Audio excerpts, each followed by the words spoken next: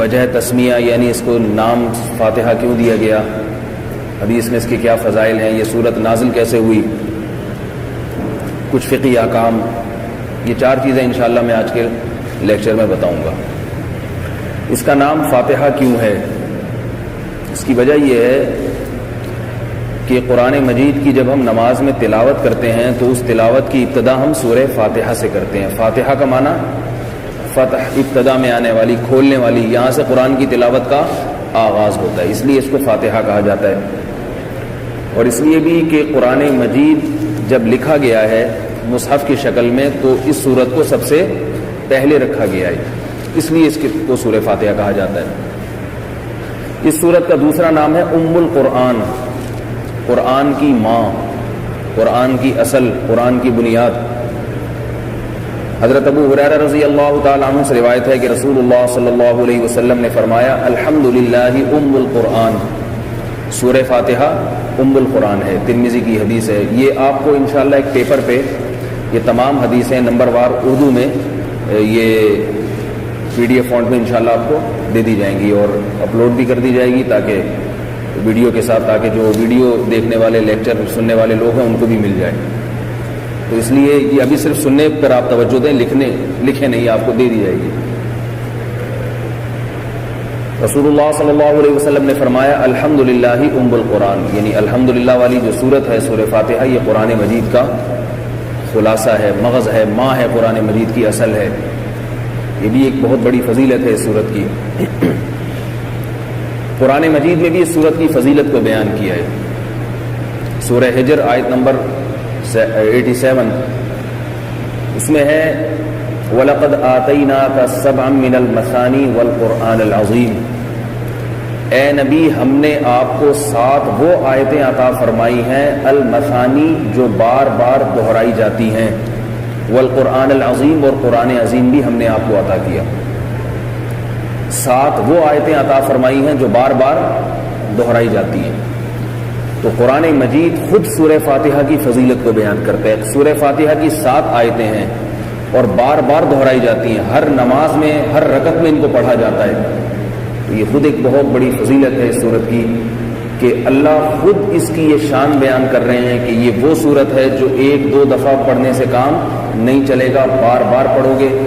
بلوغت سے لے کے جب سے ہم نماز شروع کرتے ہیں مرتے دم تک، جب تک نماز پڑھتے رہتے ہیں، 50 سال، 60 سال، 70 سال، 80 سال، ہر نماز میں، ہر رکعت میں پڑھتے چلے جاتے ہیں۔ کوئی مسلمان پوری زندگی میں شاید کوئی کلام اتنا نہ کرتا ہو جتنا وہ سورہ فاتحہ کا تکرار کرتا ہے۔ یہ بھی سورت کی فضیلت ہے۔ یہ تو قرآن مجید میں اللہ تعالیٰ نے فضیلت بیان کی۔ سعید ابن جبیر مشہور تابعی ہیں، حضرت عبداللہ ابن عباس جو بڑے مفسر قرآن ہیں ان سے روایت کرتے ہیں کہ رسول اللہ صلی اللہ علیہ وسلم کے پاس جبریل علیہ السلام جو وحی لے کر آتے تھے بیٹھے ہوئے تھے کہ آپ صلی اللہ علیہ وسلم نے ایک زوردار آواز سنی۔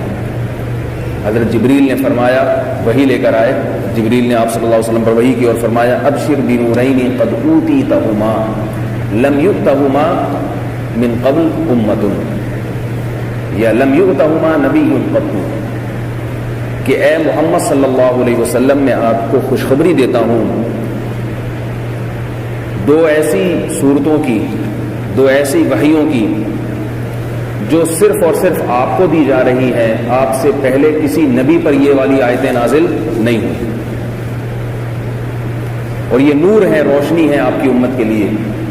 وہ کون سی؟ ایک تو سورہ فاتحہ اور دوسری سورہ بقرہ کی آخری آیات آمن الرسول بما انزل الیہ من ربہ والمؤمنون۔ یہ بھی اس سورت کی فضیلت ہے کہ اللہ تعالیٰ نے رسول اللہ صلی اللہ علیہ وسلم کو خوشخبری دی جبریل علیہ السلام کی زبان کے ذریعے کہ آپ کو 2 نوروں کی خوشخبری قبول کریں، آپ 2 نور کی، 2 روشنیوں کی، ایک سورہ فاتحہ اور دوسری آل بقرہ کی آخری آیات، اور فرمایا کہ ان جیسی صورت کسی پیغمبر کو اللہ نے عطا نہیں کی ہے۔ بہت بڑی فضیلت ہے۔ ایک اور فضیلت اس صورت کی حدیث میں آتا ہے، رسول اللہ صلی اللہ علیہ وسلم نے ارشاد فرمایا قسمت الصلاۃ، صحیح بخاری کی حدیث ہے، نبی صلی اللہ علیہ وسلم نے فرمایا کہ اللہ تعالیٰ ارشاد فرماتے ہیں، اس حدیث کو حدیث قدسی کہتے ہیں، جس میں بات اللہ کی ہو اور بیان کرنے والے نبی ہیں۔ نبی صلی اللہ علیہ وسلم نے فرمایا کہ اللہ تعالیٰ فرماتے ہیں کہ میں نے نماز کو اپنے اور اپنے بندے کے درمیان تقسیم کر دیا ہے۔ قسمت الصلاۃ بینی و بین عبدی، میں نے نماز تقسیم کر دی ہے اپنے اور بندے کے درمیان۔ وہ کس طرح سے کہ اذا قال العبد الحمد للہ رب العالمین، جب بندہ سورہ فاتحہ کی تلاوت کرتا ہے اور کہتا ہے الحمد للہ رب العالمین، تمام تعریفیں اللہ کے لیے جو تمام جہانوں کا پالنے والا ہے، تو اللہ یہ بات سن کے اتنا خوش ہوتے ہیں کہ فرشتوں سے کہتے ہیں حمیدنی رب عبدی، میرے بندوں نے میری تعریف کی ہے، حمد و ثنا کی ہے۔ جب انسان کہتا ہے الرحمن الرحیم، بڑا مہربان نہایت رحم کرنے والا، اللہ اور خوش ہوتے ہیں، فرشتوں سے کہتے ہیں اثنا علی عبدی، دیکھو میرے بندے نے میری ثنا کی ہے۔ ثنا کہتے ہیں وہ تعریف جو زبان سے ہو۔ پھر جب انسان کہتا ہے مالکی یوم الدین، روز جزا کا مالک، تو اللہ اپنے بندوں سے کہتے ہیں مجدنی عبدی، میرے بندے نے میری کبریائی اور بزرگی کو بیان کیا ہے، میرے مرتبے کو بیان کیا، کتنا بڑا مرتبہ ہے کہ روز جزا کا تنہا مالک ہوگا۔ تو حدیث میں کیا بتایا جا رہا ہے کہ اللہ ہم جب نماز میں سورہ فاتحہ کی تلاوت کرتے ہیں، اللہ بہت غور سے سنتے ہیں اسے، ایک ایک لفظ پہ۔ ہم کہتے ہیں نا کہ فلاں ہر بات پہ کمنٹس دیتا ہے، تو اللہ ایسے ہی نہیں بلکہ ایک ایک لفظ پہ اللہ تعالیٰ جواب دیتے ہیں اور فرشتوں سے کہتے ہیں کہ یہ دیکھو کیا ہو رہا ہے۔ تو جب ہم کہتے ہیں مالکی یوم الدین، تو اللہ کے نبی نے فرمایا کہ اللہ فرشتوں سے کہتے ہیں مجدنی عبدی، میرے بندے نے میری بزرگی کو بیان کیا۔ پھر جب انسان کہتا ہے، یہ تو وہ حصہ ہے جو اللہ کے لیے، سب اللہ کے لیے تعریفیں ہو رہی ہیں۔ پھر جب نبی نے فرمایا جب یہ بندہ کہتا ہے ایاک نعبد و ایاک نستعین، اے اللہ ہم تیری ہی عبادت کرتے ہیں اور تجھ ہی سے مدد طلب کرتے ہیں، تو اللہ کے نبی نے فرمایا، اللہ تعالیٰ کہتے ہیں ھذا بینی و بین عبدک، یہ میرے اور بندے کے درمیان ایگریمنٹ ہے، معاہدہ ہے۔ کس بات کا معاہدہ ہے؟ کہ بھئی اے اللہ میں مدد صرف کس سے مانگوں گا؟ اس سے یہ نہیں کہ کبھی یا رسول اللہ مدد، کبھی یا غوث اعظم مدد، کبھی یا علی مدد، کبھی یا فلاں مدد، ایسا نہیں ہے، صرف اور صرف تجھ سے مدد مانگوں گا۔ تو نبی نے فرمایا، اللہ تعالیٰ کیا فرماتے ہیں ھذا بینی و بین عبدک، یہ میرے اور بندے کے درمیان کیا ہو گیا؟ ایگریمنٹ ہو گیا، معاہدہ ہو گیا۔ وَلِعَبْدِي مَا سَأَلَ، اب یہ جو مانگے گا میں عطا کروں گا۔ اب یہ حصہ کس کا شروع ہو رہا ہے؟ بندوں کا۔ اب آگے بندوں کے مفاد کی باتیں شروع ہو رہی ہیں۔ بندہ دعا مانگتا ہے اہدنا الصراط المستقیم، اے اللہ ہمیں سیدھے راستے پر چلا۔ اس نے دعا مانگنے کے قوائف پورے کر لیے، دعا کی قبولیت کے لیے اللہ کے ہاں جو قوائف ہیں وہ قوائف اس نے پورے کر لیے۔ اس لیے نبی نے فرمایا کہ اللہ تعالیٰ فرماتے ہیں وَلِعَبْدِي مَا سَأَلَ، میرے بندے کے لیے وہ ہے جو یہ مانگے گا۔ اب مانگنے کا اللہ نے خود حکم دے دیا، یہ مانگو، ہم پہ چھوڑ دیتے ہم پتہ نہیں کیا مانگنا شروع کر دیتے۔ میں کہتا نہیں ہوں کہ ہم کیا مانگتے ہیں، ابھی آپ کو سب کو پتہ ہی ہے کون کیا مانگتا ہے اللہ تعالیٰ سے۔ فرمائے اہدنا الصراط المستقیم، اے اللہ تو مجھے سیدھے راستے پر چلا، صراط الذین انعمت علیہم، ان لوگوں کا راستہ جن پر تو نے انعام کیا، غیر المغضوب علیہم، ان کا راستہ نہیں جن پر تیرا غضب ہوا، ولا الضالین، اور ان کا راستہ بھی نہیں جو گمراہ ہیں، جاہل ہیں، گمراہ لوگ ہیں، ان کے راستے پر بھی نہیں۔ اللہ کے نبی نے فرمایا جب ولا الضالین کے بعد بندہ پھر آمین بھی کہنا چاہیے، دعا قبول ہو جائے۔ جب بندہ یہاں تک پہنچتا ہے تو اللہ فرماتے ہیں ھذا لعبدی، یہ والا پورشن میرے بندے کے لیے تھا، یہ والا حصہ میرے بندے کے لیے، وَلِعَبْدِي مَا سَأَلَ، اور جو اس نے پکارا ہے، جو اس نے مانگا ہے وہ میں اسے عطا کروں گا۔ اللہ کی طرف سے مہر لگا دی جاتی ہے۔ افسوس کی بات ہے ہم جب یہ دعا پڑھتے ہیں ہمیں پتہ ہی نہیں ہوتا کیا کیا معاہدے ہو رہے ہیں اور کیا کیا اللہ تعالیٰ سے مانگ رہے ہیں، پتہ ہی کچھ نہیں، آتا ہی نہیں، ترجمہ ہی نہیں آتا۔ اور جن کو آتا ہے ان کی بھی توجہ نہیں ہوتی. جب یہ دعا پڑھی جا رہی ہوتی ہے مقتدی سن بھی نہیں رہے ہوتے, ان کی توجہ کہیں اور, کوئی دکان میں لگا ہوا ہے, کوئی کاروبار میں لگا ہوا ہے. تو اس لیے یہ حدیث بھی ذہن میں رکھنی چاہیے کہ اللہ ایک ایک لفظ کو سنتے ہیں اور پھر بندے کی پکار کا جواب دیتے ہیں. یہ ایک حدیث ہے صحیح بخاری کی.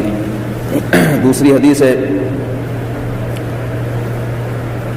اس حدیث کو ام القرآن نبی صلی اللہ علیہ وسلم نے بھی فرمایا, اور حضرت عبداللہ ابن عباس رضی اللہ تعالیٰ عنہ سے امام شعبی نقل کرتے ہیں کہ عبداللہ ابن عباس فرمایا کرتے تھے الفاتحۃ اساس الکتاب, سورہ فاتحہ قرآن مجید کی بنیاد ہے. یہ عقیدہ ہی مضبوط نہیں ہوگا اور مانگنے کا جذبہ ہی نہیں ہوگا تو آگے قرآن مجید سمجھ میں نہیں آئے. کہ قرآن ان کی سمجھ میں آتا ہے جن کے دلوں میں جذبہ ہو, چاہت ہو کہ ہمیں سیدھا راستہ مل جائے. جن کے دلوں میں جذبہ ہی نہیں ہے, قرآن کا مطالعہ کرتے ہیں منفی سوچ رکھ کے, ان کو پھر قرآن سے ہدایت نہیں ملتی. آگے حدیث میں آتا ہے رسول اللہ صلی اللہ علیہ وسلم نے فرمایا کہ ابو سعید خدری رضی اللہ تعالیٰ عنہ فرماتے ہیں کہ ہم ایک دفعہ سفر میں تھے, صحابہ کرام کہیں سفر میں جا رہے تھے, تو یہودی قبیلے کا ایک لڑکی تھی, نوجوان نوعمر لڑکی تھی, وہ صحابہ کرام کے پاس آئی, حضرت ابو سعید خدری رضی اللہ تعالیٰ عنہ کے پاس آئی اور کہنے لگی کہ ہمارے قبیلے کے ایک شخص پہ جن چڑھا ہوا ہے. کیا چڑھا ہوا ہے؟ جن. عجیب عجیب حرکتیں کر رہا ہے اور کوئی ایسا شخص نہیں ہے جو وہ جن اتار دے. تو آپ میں کوئی ایسا شخص ہے, ایک صحابی چلے گئے, بعض روایتوں میں آتا ہے خود ابو سعید خدری ہی چلے گئے. جب وہاں گئے ہیں, اچھا اس نے کہا کوئی ہے جن کو جن اتارنا آتا ہے؟ انہوں نے, صحابی نے کہا میں چلتا ہوں. صحابہ کرام کو ضرورت بھی تھی, کھانے کو کچھ نہیں تھا, نہ مال تھا نہ اسباب تھے, تو انہوں نے کہا چلو جن اتارتے ہیں, شاید کچھ معاوضہ مل جائے. تو یہ صحابی گئے, انہوں نے کہا ہاں مجھے آتا ہے. وہاں گئے, دم بم کیا, تو روایات میں آتا ہے کہ اس پہ ایسے وہ ٹھیک ہونا شروع ہو گیا جیسے کسی کو رسیوں سے باندھا ہوا ہو اور ایک ایک گرا کھلتی چلی جائے. تو ایسے وہ آدمی تھوڑی دیر میں صحیح ہو گیا, جسے پنجابی میں کہتے ہیں بھلا چنگا ہو گیا, ایسے ہی کہتے ہیں نا, چنگا بھلا ہو گیا. تو اس کے عوض میں انہوں نے 30 بکریاں ان کو دی. کتنی بکریاں؟ 30 بکریاں. یہ جب واپس آئے تو صحابہ کرام نے ان بکریوں کو ہاتھ بھی نہیں لگایا, کہا کہ پتہ نہیں یہ حلال ہے حرام ہے, اور بھی کچھ معاوضہ دیا, کچھ پیسے بھی دیے. کہا کہ ہم نبی صلی اللہ علیہ وسلم سے پہلے پوچھیں گے. آپ صلی اللہ علیہ وسلم کی خدمت میں حاضری ہوئی, آپ صلی اللہ علیہ وسلم نے بھی اس میں سے تناول کیا, کہا کہ بالکل حلال ہے. مطلب یہ کہ الفاظ نہیں, الفاظ تو میں انشاءاللہ آپ کو بھیج دوں گا, حدیث کے مفہوم بیان کر رہا ہوں. پھر آپ صلی اللہ علیہ وسلم نے فرمایا کہ صحابی نے پوچھا کہ آپ نے کیا پڑھا تھا؟ انہوں نے فرمایا کہ میں نے سورہ فاتحہ پڑھ کے دم کیا تھا. نبی نے فرمایا کہ تمہیں کس نے بتایا کہ یہ رقیہ ہے؟ یہ وہ صورت ہے جو دم کے کام بھی آتی ہے. ان صحابی کو علم نہیں تھا, لیکن انہوں نے اندازے سے دم کر دیا اور وہ اللہ نے شفا دے دی. بعد میں نبی نے تصدیق کر دی کہ یہ واقعی رقیہ. رقیہ عربی میں کہتے ہیں دم کرنے کو, یعنی وہ چیز جس سے جنات چڑیل بھاگتی ہیں اور یہ سب چیزیں ہوتی ہیں. مجھے یاد آیا ان پہ جن نہیں تھا بلکہ سانپ نے ڈسا ہوا تھا, اور سانپ کے زہر کی وجہ سے وہ شخص تڑپ رہا تھا. ایک روایت میں جنات کا تذکرہ بھی ملتا ہے. تو زہر کی جب انہوں نے سورہ فاتحہ پڑھی ہے تو وہ سارا زہر نکل گیا. تو یہ بھی سورہ فاتحہ کی ایک فضیلت ہے. حدیث میں آتا ہے, ایک تو یہ حدیث, دوسرے ایک اور حدیث ہے, رسول اللہ صلی اللہ علیہ وسلم نے فرمایا الفاتحۃ شفاء من کل سم, فاتحہ ہر قسم کے زہر سے شفا ہے. اگر کسی کو کوئی بچھو یا سانپ نے ڈنگ مارا ہو اور زہر ہو, علاج بھی کرائیں, ڈاکٹر کے پاس بھی لے کے جائیں, لیکن جب تک ڈاکٹر کا انتظام نہیں ہوتا تو آپ سورہ فاتحہ پڑھ کے اس پہ دم کرتے رہیں. انشاءاللہ اگر آپ کا ایمان مضبوط ہوا اور آپ کے دم میں دم ہوا, گٹکا کھا کے دم کریں گے تو پھر گٹکے کے اثرات زیادہ ہوں گے فاتحہ کے. سمجھ میں آ رہی ہے بات کہ نہیں آ رہی؟ کچھ دم کرنے والے میں بھی دم ہونا چاہیے, پھر دم کا اثر ہوتا ہے. تو فاتحہ پڑھ کے دم کریں گے تو انشاءاللہ فائدہ ہوگا. اور ویسے بھی رقیہ ہے یہ، کسی کے سر میں درد ہے، میرے پاس جب کوئی شخص آتا ہے سر میں درد ہے دم کر دیں تو میں سورہ فاتحہ ہی پڑھ کے اس کے دم کرتا ہوں، یہ بھی نبی صلی اللہ علیہ وسلم سے ثابت ہے۔ اور ایک اور فضیلت، عبداللہ ابن ابی ابن کعب رضی اللہ تعالیٰ عنہ جو مشہور قاری ہیں، فرماتے ہیں میں ایک دفعہ نماز پڑھ رہا تھا، رسول اللہ صلی اللہ علیہ وسلم نے مجھے نماز میں آواز دی، میں نے جواب نہیں دیا۔ جب نماز ختم کر کے میں نبی کے پاس آیا تو آپ صلی اللہ علیہ وسلم نے فرمایا اے ابی میں نے تمہیں آواز دی اور تم نے بھی جواب نہیں دیا۔